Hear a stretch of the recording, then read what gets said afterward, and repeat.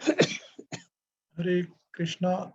Morning जपा session में आने के लिए सभी भक्तों का बहुत बहुत धन्यवाद। आज का शिला प्रभुपाद जी का कोट है 1969 letter to Vrindavaneshwari. The great liberated souls and incarnations who appear from time to time in this material world are not actually coming back because they are never subject to material contamination or the laws of material nature. For the purpose of delivering the fallen living entities, they come here temporarily and then go back when their business is finished. And this is all under the direct order of the Lord. So the appearance of the Lord or the great liberated souls in the material world is different from the appearance of the contaminated living entity who is forced to take birth in the material world due to his desire to lord it over the world. इसका हिंदी में अनुवाद है, महान मुक्त आत्माएं और अवतार जो समय समय पर इस भौतिक जगत में अवतीर्ण होते हैं वास्तव में पुनर्जन्म नहीं लेते, क्योंकि वे भौतिक प्रकृति के नियमों अथवा उसके दोषों से परे होते हैं। पतित जीवों के उद्धार के लिए वे कुछ समय के लिए यहाँ आते हैं और अपना कार्य करने के पश्चात लौट जाते हैं, और यह सब भगवान के प्रत्यक्ष आदेश के अंतर्गत होता है। तो भगवान अथवा महान आत्माओं का इस संसार में प्रकट होना प्रदूषित बद्ध जीव के इस संसार में जन्म लेने से भिन्न होता है, जिन्हें इस जगत पर प्रभुत्व स्थापित करने की अपनी इच्छा के कारण यहाँ जन्म लेने के लिए बाध्य होना पड़ता है। हरे कृष्णा। हरे कृष्णा प्रभु जी, धन्य प्रणाम। हरे कृष्णा, धन्य प्रणाम। इस स्टेटमेंट में श्री प्रभुपाद बहुत महत्वपूर्ण सिद्धांत हमें बता रहे हैं।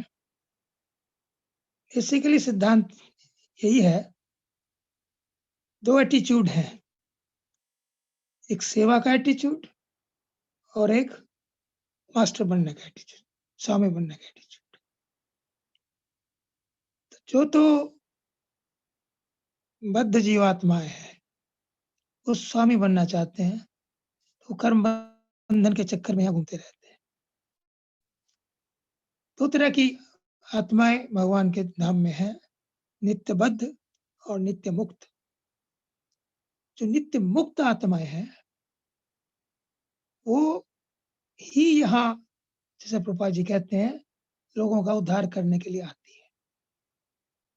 एक तो भगवान स्वयं उनके अवतार हो गए, विष्णु तत्व तो विष्णु तत्व है, वो तो जब यहाँ आते हैं naturally they are all Divya transcendental है, उनका भौतिक प्रभावों से, टाइम से, स्पेस से, पृथ्वी के गुणों से कोई लेना देना नहीं है।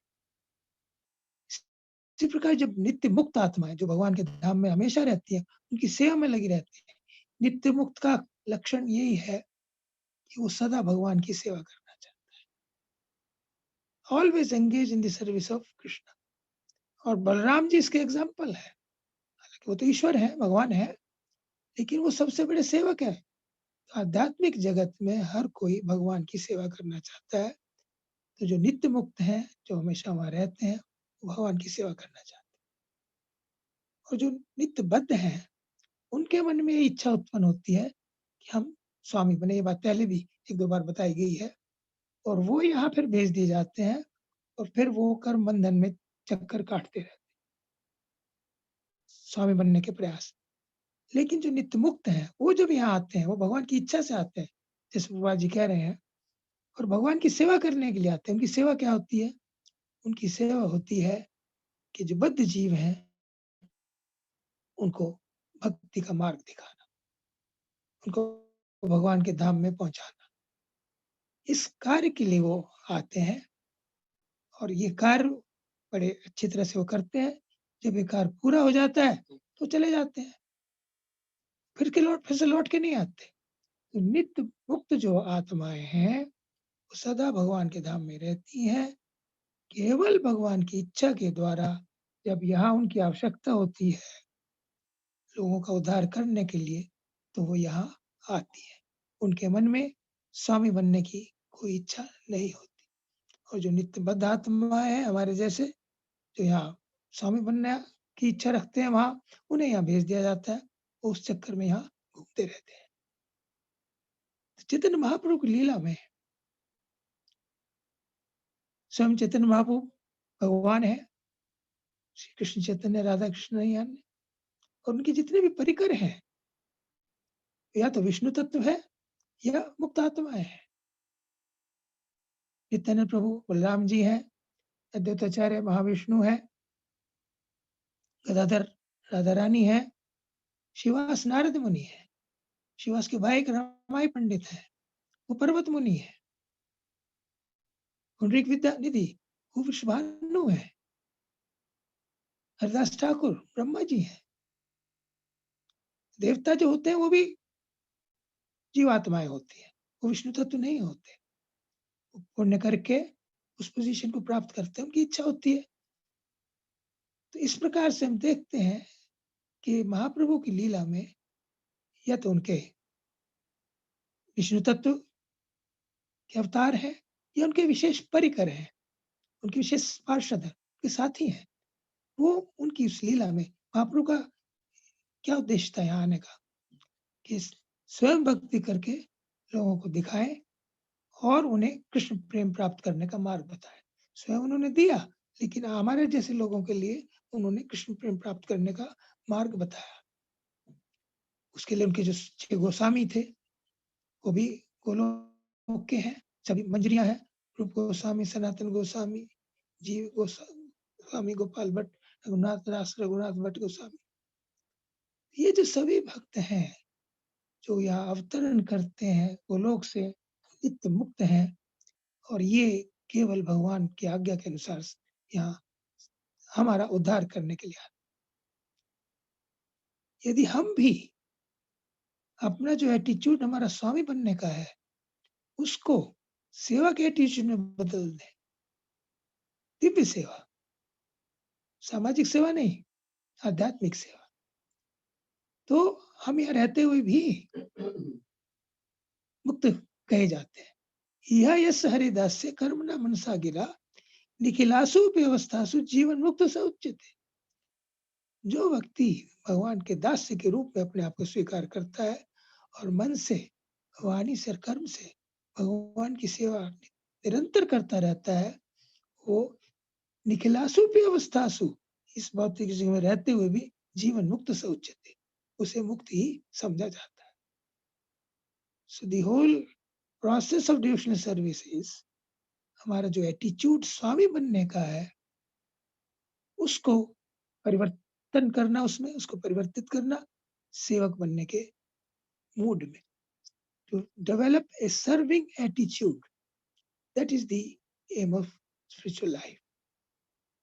जब दीक्षा होती है तो भक्तों के नाम के साथ दास, जेंट्स के साथ दास ऐड किया जाता है, लेडीज के साथ दास ही ऐड किया जाता है, कृष्णदास, चैतन्य दास, मुकुंद दास, और माता जी इसी प्रकार से वृंदावनेश्वरी देवी दासी। तो ये शब्द जो है दास और दासी, ये हमारे जो इटर्नल स्वरूप है उसको दर्शाता है। और इसको यदि हम प्रैक्टिस करें, जैसे कि हमें करना चाहिए, स्वामी भाव को छोड़कर, तो हम भगवान के धाम जा सकते हैं। तो सेवा का जो धर्म है बड़ा कठिन, लेकिन ये बहुत महत्वपूर्ण है।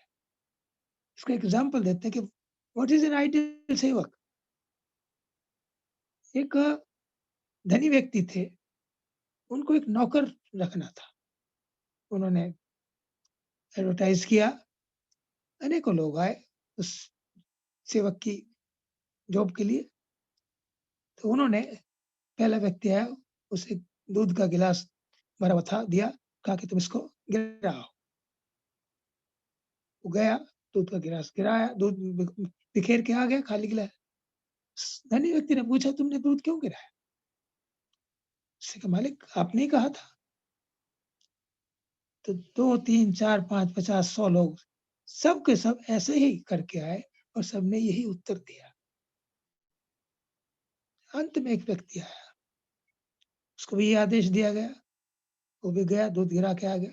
उससे पूछा धनी व्यक्ति ने कि तुमने दूध क्यों गिराया? उसने कहा मालिक गलती हो गई। He was selected. This is सेवा।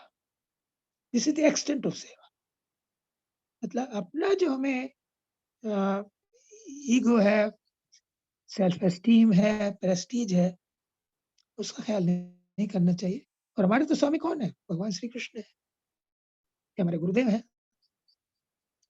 तो वैसे ही दिव्य आत्माएं होती हैं, उनकी सेवा करने में तो हमें किसी प्रकार का कोई संकोच, किसी भी सेवा के लिए there should be no reservation. और भगवान क्या करते हैं इसके बदले?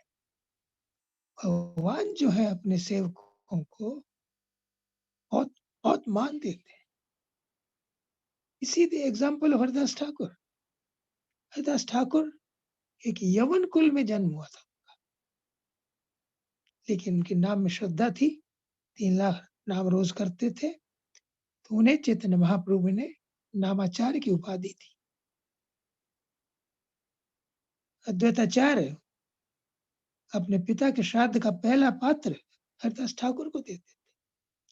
और जब हरिदास ठाकुर ने ये शरीर छोड़ा, तो चैतन्य महाप्रभु ने, जिनका जन्म ब्राह्मण कुल में हुआ था, जो सन्यासी थे, उन्होंने हरिदास ठाकुर को, जिनका जन्म यवन कुल में हुआ था, उनके मृत शरीर को अपनी गोद में लिया, कीर्तन किया और समुद्र में उन्हें समाधि दी और कहा कि आज से ये जो समुद्र है ये तीर्थ स्थान बन गया, क्योंकि इसमें हरिदास जी का दिव्य शरीर है। इतना मान। और उन्होंने स्वयं जगन्नाथपुरी में जाकर अपने आंचल पसार कर लोगों से भिक्षा मांगी कि हमें उनका पुण्यतिथि मनाना है, उनका फेस्टिवल करना है। स्वरूपदामोदर ने उन्हें मना किया कि महाप्रभु हम करेंगे काम, आप ना करें, but he was willing to do. तो सेवक बनने में कोई घाटा नहीं है। प्रभुपाद जी जो अंतिम लाइन लिखते हैं, बताते हैं आज के कोट में कि जो बद्ध जीवात्माएं हैं वो यहाँ स्वामी बनने की जिनकी इच्छा होती है, वो यहाँ इस भौतिक जगत में भेज दिए जाते हैं और बार बार आते जाते रहते हैं, इस भौतिक जगत में फंसे रहते हैं।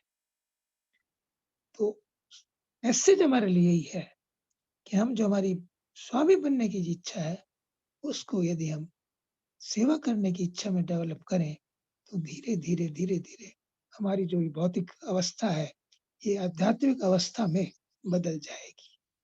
और प्रभुपाद जी ने कल के उसमें बताया था कि हर चीज यदि हम भगवान की सेवा में लगाएं तो वो आध्यात्मिक हो जाती है।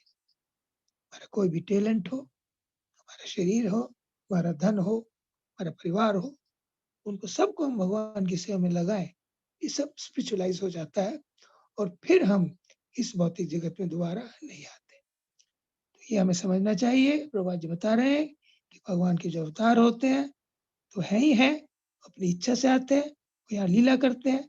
उनके जो नित्य मुक्त पार्षद हैं वो भी यहाँ लीला ही करते हैं और उनकी इच्छा पूर्ति के लिए, लोगों का कल्याण करने के लिए, भगवत गीता का, भागवत का मैसेज देने के लिए, भक्ति का मार्ग दिखाने के लिए वो यहाँ आते हैं और इस कार्य को जब पूरा कर लेते हैं तो यहाँ से चले जाते हैं।